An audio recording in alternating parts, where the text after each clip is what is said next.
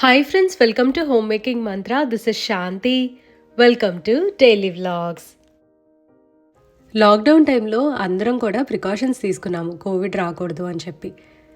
అందులో పాటుగా ప్రతిరోజు కషాయాలు తాగటము లేదా ఏదన్నా న్యాచురల్ రెమెడీస్ అవి ఫాలో అవుతూ వచ్చాము. లాస్ట్ ఇయర్ వరకు కూడా నేను అట్లీస్ట్ వీక్కి 2 or 3 టైమ్స్ కషాయం తాగుతూ ఉండేదాన్ని. అప్పటి వరకు కూడా నా హెల్త్ చాలా బాగుంది. ఈ సంవత్సరం అయితే ఇంకా కషాయాలు తీసుకోవటం అసలు చాలా వరకు తగ్గించేసా. ఎప్పుడో ఒకసారి గుర్తున్నప్పుడు పెట్టుకుంటున్నాను, లేదా జలుబు చేస్తే పెట్టుకుంటూ ఉన్నాను. అలా కాకుండా వీక్లీ 2-3 టైమ్స్ తాగినట్లయితే డెఫినెట్గా మన రెస్పిరేటరీ హెల్త్ చాలా బాగుంటుంది. ఎగ్జాంపుల్ నేనే అండి, ఎందుకంటే నాకు బాగా ఎలర్జీ ఉంది. కోవిడ్ దగ్గర నుండి కూడా మనకి రకరకాలుగా చెప్తా ఉన్నారు కదా, వైటమిన్ సి ఏదో ఒక విధంగా తీసుకోండి, రకరకాల కషాయాలు తాగండి అని చెప్పి. అప్పుడు నిజంగా ఈ కోల్డ్ అనేది చాలా వరకు సబ్సైడ్ అయిపోయింది. 99% అసలు నాకు అంటే అంత బాధించేది కాదు. ఈ సంవత్సరం మాత్రం అసలు అట్లా రెగ్యులర్గా తీసుకోవట్లేదు. ఎప్పుడో ఒకసారి గుర్తుంటే తీసుకుంటున్నా, లేదా కోల్డ్ ఉంటే తీసుకుంటున్నాను. దానివలన ఇప్పుడు కాన్సిక్వెన్సెస్ అయితే నేను ఫేస్ చేస్తున్నా అండి. బాగా ఎలర్జీ పెరిగిపోయింది. అసలు ఎంతకి తగ్గట్లేదనమాట. మెయిన్గా కొడైకెనాల్ వెళ్ళొచ్చిన తర్వాత అంత ఫాగీ వెదర్లో ఒకేసారి all of a sudden hot climate నుండి కోల్డ్ క్లైమేట్కి వెళ్ళి సో ఆ ఎఫెక్ట్ అయితే ఉంది అనే చెప్పాలి. అయితే వచ్చిన తర్వాత తగ్గిపోతుందేమో అని చెప్పి అనుకున్నా కానీ అసలు ఇప్పటికీ తగ్గట్లేదు అనమాట. నైట్ 3 o'clockకి లేవటము, ఈ రన్నీ నోస్ గురించి అని చెప్పి, నాజల్ కంజెషన్ గురించి అని. సో ఇట్లాగా ఏదో ఒక ప్రాబ్లం అయితే ఉంటుంది. ఇంక నుంచి అయినా సరే నేను రెగ్యులర్గా కషాయాలు తీసుకోవాలి అని అనుకుంటున్నా. And one of the problems ఏంటి అంటే మనం ఏదైనా స్పైసీ ఫుడ్ తింటాం కదా, లేదా సిట్రస్ సంబంధించింది ఏదో ఒక ఫ్రూట్ తిన్నా సరే వెంటనే తుమ్ములు రావటము, రన్నీ నోస్ లేదా నాజల్ కంజెషన్. సో ఇట్లా ఏదో ఒక ప్రాబ్లం అయితే ఉంటుందన్నమాట. అది నన్ను ఎక్కువగా బాధించట్లేదు, బట్ చాలా ఇబ్బందిగా అనిపిస్తుంది ఈ కోల్డ్ ఉంటే. మధ్యలో నిద్ర నుంచి మేలుకో వచ్చేసేయటము. సో అట్లా ఏదో ఒకటి ఉంటుంది. వేడి చేస్తుందని చెప్పి యాక్చువల్గా నేను ఈ కషాయాలు తాగడం మానేశాను. బట్ ఏదో ఒక విధంగా అట్లీస్ట్ కొద్దిగా మైల్డ్గా అయినా సరే డైల్యూట్ చేసుకొని ఎక్కువ వాటర్ తోటి అట్లా అయినా సరే తాగితే మళ్ళీ నా హెల్త్ని నేను రీస్టోర్ చేసుకోగలను అని చెప్పి ఒక చిన్న కాన్ఫిడెన్స్ ఉంది. ఇప్పుడు సమ్మర్ కాబట్టి దానికి తగ్గట్టు ఏదో ఒకటి డీటాక్స్ వాటర్ అని చెప్పి, లేదా మన వామాకు కషాయము, తమలపాకు కషాయం ఇలా లైట్గా ఉండేవి తీసుకుంటే బెటర్ అని అనుకుంటున్నాను. మెయిడ్ 2 days లీవ్లో ఉంటుంది. నా పని నేను చేసుకోవాలన్నమాట. నేను ఈ వర్క్ ఎంజాయ్ చేస్తాను అంటే డిషెస్ కడగటం కొంచెం బద్ధకం అని అనిపిస్తుంది, చిరాగ్గా కూడా ఉంటుంది అనమాట. ఎందుకంటే ఇందులో పెద్ద ఫన్ ఏమి ఉండదు కదా. కాకపోతే మనం కొంచెం డీప్ క్లీనింగ్ అవి చేసుకోవచ్చు, కాస్త జాగ్రత్తగా చూసి ఎక్కడ ఏది అవసరమో క్లీనింగ్ అనేది మనం ఎక్స్ట్రా కొంచెం చేసుకుంటూ ఉంటాము. Apart from that dishes washing అయితే నాకు చాలా చాలా బోర్.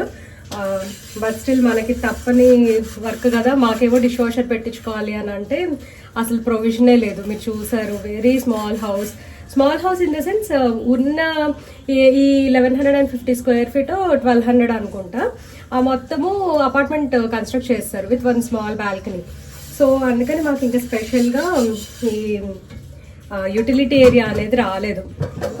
ఒక విధంగా ఏంటంటే చిన్నిళ్ళు వచ్చేసరికి మనకు పని చేసుకోవడం ఈజీ అనిపిస్తుంది, మెయింటైన్ చేసుకోవడం ఈజీగా ఉంటుంది. కానీ ఇదిగోండి ఇలాంటి టైంలోనే కొద్ది కష్టం ఉంటుంది. అండ్ పెద్ద ఫ్యామిలీస్ అయితే మాత్రం డెఫినెట్గా ఇక్కడ కష్టమేనండి చిన్న హౌసెస్లో. ఎందుకంటే కుకింగ్ అది ఎక్కువ ఉంటుంది, డిషెస్ అవి ఎక్కువ పడుతూ ఉంటాయి.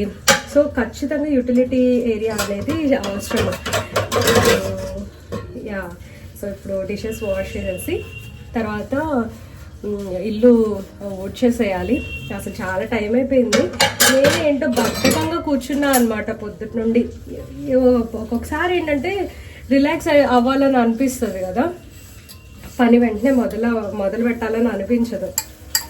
అందులో రేపటి నుంచి మళ్ళీ మా హస్బెండ్ ఆఫీస్కి వెళ్ళిపోతారు. నాకు ఈ ఫ్రీ టైం అనేది ఉండదు. తను ఆఫీస్కి వెళ్ళిన తర్వాత ఫ్రీగా ఉండాలి అని అనుకుంటాను, కానీ అప్పుడు కూడా ఏదో ఒకటి పని సరిపోద్ది అనమాట. So this is never ending story.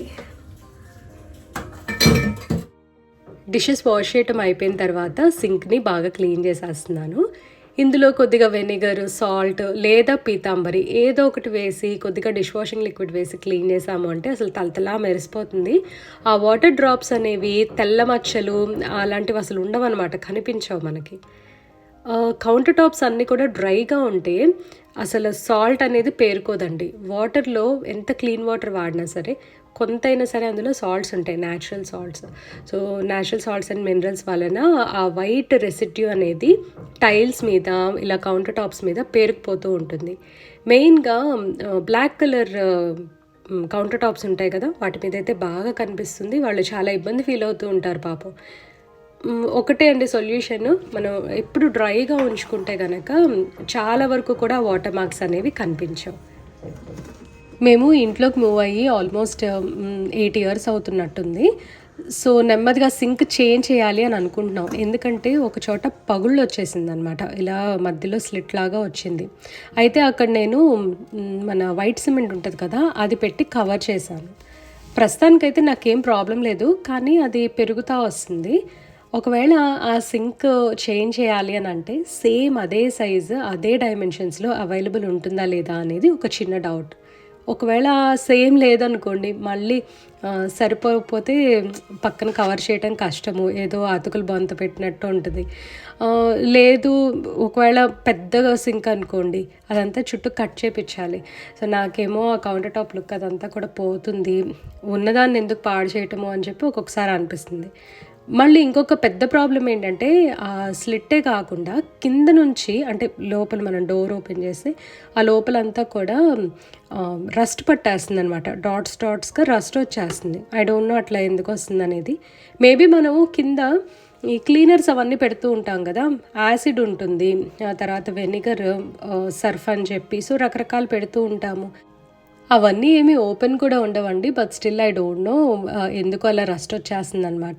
Maybe మాకు ఇక్కడ క్లైమేట్ వల్లనేమో.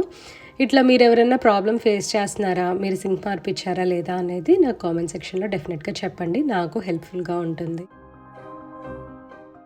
డిషెస్ వాషింగ్ తర్వాత ఇల్లు కూడా క్లీన్ చేసేస్తున్నాను. పొద్దున్నే మామూలుగా గడప దగ్గర అండ్ పూజ దగ్గర క్లీన్ చేసేసి ఉంచాను. మా హస్బెండ్ ఏమో పూజ చేసేసుకున్నారు. ఇప్పుడు నా పనంతా అయిపోయింది కదా! ఇల్లు కూడా ఊడ్చేస్తున్నాను. ఇల్లు ఊడ్చేటప్పుడు దోమలు బయటకు వస్తూ ఉంటాయి. ఒక బ్యాట్ పట్టుకొని తిరుగుతూ ఉంటా అనమాట. మా మేడ్ ఇల్లు ఊడుస్తున్నా నేను చేసే పని ఇదే. తను ఊడుస్తూ ఉంటుంది, వెనకాల నేను దోమల బ్యాట్ పట్టుకొని వస్తాను. మ్యాక్సిమం నేను ఇలాగే ప్రివెంట్ చేస్తూ ఉంటా అండి మా ఇంట్లో దోమల్ని. ఎందుకంటే మాకు నెట్ లేదు. నెట్ నాకు ఇష్టం ఉండదన్నమాట. ఎందుకంటే ప్రాపర్ ఎయిర్ ఫ్లో అనేది ఉండదు. ఇవి కాక్రోచెస్, లిజర్డ్స్, తర్వాత మస్కిటోస్ అవన్నీ వచ్చిపోతూ ఉంటాయి. ఇన్ఫ్యాక్ట్ చెప్పాలి అని అంటే నెట్ ఉంటేనే అవి లోపల ట్రాప్ అయిపోయినట్టు అనిపిస్తాయి మనకి.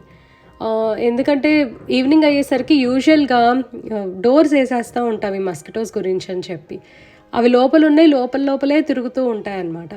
సో, బెటర్ నాకు అనిపించేది ఏంటంటే ఇట్లా ఏదో ఒకటి ఈ బ్యాట్ పట్టుకొని తిరుగుతా డోర్స్ క్లోజ్ చేసుకొని ఉంటే బెస్ట్ అని అనిపిస్తుంది. ఇల్లు ఊడ్చేటప్పుడు నేను ఒకటి చేస్తూ ఉంటా అండి. ఏ రూమ్‌కి ఆ రూమ్ డస్ట్ కానీ, హెయిర్ కానీ వస్తూ ఉంటుంది కదా!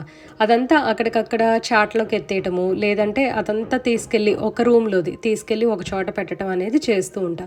సో దట్ మళ్ళీ మనం ఏ రూమ్ అయితే ఊడ్చామో ఆ డస్ట్ ఇల్లంతా స్ప్రెడ్ అవ్వకుండా ఉంటుంది. మళ్ళీ వెనక్కి వెళ్ళిపోకుండా ఉంటుందన్నమాట. సో, ఇదైతే నేను ఫస్ట్ నుంచి ఫాలో అవుతాను. చాలా హాయిగా ఉంటుంది ఇలా చేసుకుంటే. కాకపోతే లోపలికి బయటికి తిరుగుతూ ఉండాలన్నమాట అస్తమానం. ఈ ఇల్లు ఊడ్చుకోవటం, అంట్లు తోముకోవటం బోర్ కానీ అసలు మనం కడిగిన అంట్లు, మనం ఊడ్చిన ఇల్లు అలా ఒకసారి తిరిగి చూసుకుంటుంటే ఆ క్లీన్‌గా ఉంటుంది కదా! దాన్ని ఎంత ప్రైజ్ చేసుకోవచ్చో, అసలు ఎంత హాయిగా ఉంటుందో, ఒక సాటిస్ఫాక్షన్ ఉంటుంది కదా! చీపురు కొనే విషయంలో అమ్మ ఎప్పుడో ఒకటి చెప్తూ ఉంటారు. ఈత చెట్టు నుంచి తర్వాత డేట్ పామ్ ఉంటుంది కదా! మన డేట్స్, ఖర్జూరాలు. సో, దాని నుంచి చేసే చీపుర్లు ఇంట్లో వాడకూడదు అని అంటారు. దీనికి ఏదో సైంటిఫిక్ రీజన్ ఉంటుంది. ఎందుకంటే డేట్స్ చెట్లు అలాంటివన్నీ ఇంట్లో కూడా పెంచుకోకూడదు అని అంటారనమాట. ఇదైతే మూఢనమ్మకం కాదు. సో, దీని వెనకాల రీజన్ ఏంటి, అసలు ఈ విషయం మీకు తెలుసా లేదా అనేది తప్పకుండా నాకు కామెంట్ సెక్షన్‌లో చెప్పండి. చీపురు విషయానికి వచ్చేసరికి ఇంట్లో ఊడ్చేవి ఓన్లీ ఒక పర్టిక్యులర్ ట్రీ నుండే చీపుర్లు తయారు చేస్తారు అని చెప్పని అంటారనమాట. నాకు ఎలా చెప్పాలో కూడా అర్థం కావట్లా. అసలు ఏ పార్ట్ ఆఫ్ ద ట్రీతో చేస్తారో కూడా నాకు ఐడియా లేదు. కానీ చీపురు అనేది చిన్నప్పటి నుంచి నేను చూస్తూనే ఉన్నా. సో, ఎందుకో ఇవాళ ఇది షేర్ చేయాలి అని అనిపించింది. జస్ట్ ఇప్పుడే హెయిర్ వాష్ చేసుకోవటం అయింది. నేను మా హస్బెండ్ ఇద్దరం కలిసి టెర్రస్కి వెళ్ళి బట్టలు ఆరేసి వస్తాము. జుట్టు కట్టుకోకుండా టెర్రస్‌కి వెళ్ళాను అని మీరు అనుకోవద్దు. కావాలనే వెళ్ళానండి. ఎందుకంటే తలస్నానం తర్వాత ఎండలో కొంతసేపు నుంచుంటే ఈ కోల్డ్ ప్రాబ్లమ్స్ ఇలాంటివన్నీ రాకుండా ఉంటాయి అని అంటారు కదా! ఈ ప్రాక్టీస్ మనకి ఫస్ట్ నుంచి వస్తుంది. ఇదేం కొత్తదేం కాదు.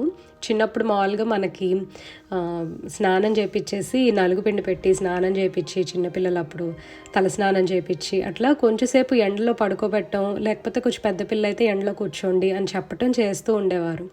సో నేను ఇది ఇప్పటికీ ఫాలో అవుతూ ఉంటాను. మెయిన్‌గా నాకు ఇలా జలుబు చేసింది అని అంటే అట్‌లీస్ట్ ఒక 5 మినిట్స్ టెర్రస్ మీద ఒకసారి అట్లా తిరిగేసి వస్తా. సో దట్ ఆ ఎండ డైరెక్ట్‌గా కొడతది కదా స్కాల్ప్ మీద. కొంచెం బావుంటదనమాట. వేడి వేడిగా తగులుతా అట్లా ఉంటుంది. ఎక్కువసేపు కూడా ఉండకూడదు మళ్ళీ అట్లా. మనకి హెడేక్ వస్తది, లేకపోతే జుట్టు పాడైపోవటం ఇలాంటి ప్రాబ్లమ్స్ అయితే ఉంటాయి. సో ఒక 5 మినిట్స్ ఉంటే సరిపోతుంది అని అనుకుంటాను. నా మొక్కలుండేవండి ఇంతకుముందు ఈ షెడ్ దగ్గర. ఆ ప్లేస్ చూసి నేను అసలు చాలా బాధపడ్డాననమాట. మొక్కలు లేవు కదా ఇప్పుడు అని చెప్పి. కొంచెంసేపు 'రజాకర్' మూవీ చూశాను. ఇంకా తర్వాత లంచ్ చేసేసా. ఈలోపు కొంచెం ఎడిటింగ్ అవన్నీ చేసుకుంటా ఉన్నా. లంచ్‌లోకి వెజిటబుల్ సాంబార్ అండ్ అత్తయ్య గారు పంపించిన కాకరకాయ కారము. సో ఈ 2 కలుపుకున్నాను.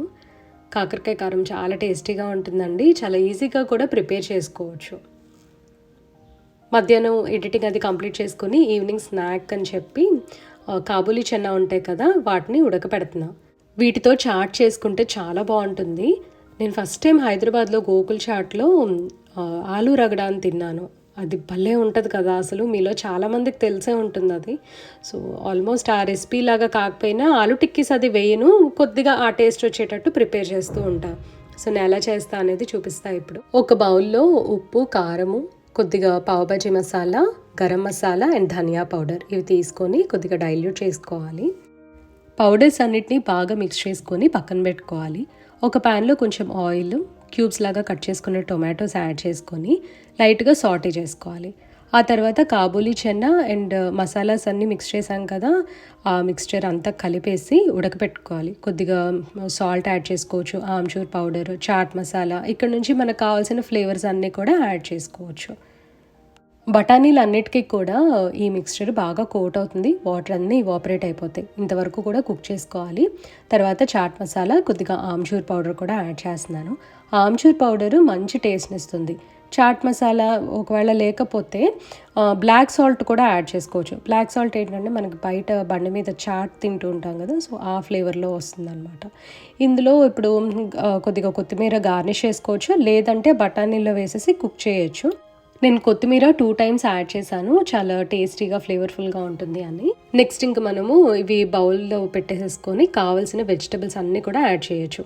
నేనైతే వెజిటబుల్స్ ఏమీ యాడ్ చేయట్లేదండి, like cucumber, carrot, grated mango బాగుంటాయి అవన్నీ వేస్తే కూడా. నేను జస్ట్ ఆనియన్స్ అండ్ కొద్దిగా కొత్తిమీర వేస్తున్నా.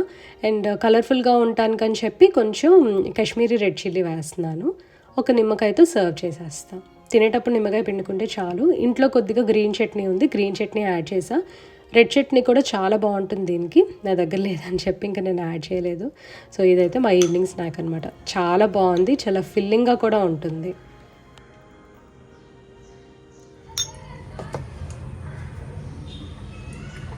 ఏదన్నా ఒక డిష్ ప్రిపేర్ చేసుకుంటామా, వస్తువులు అన్నీ కిందకు వచ్చేస్తాయి.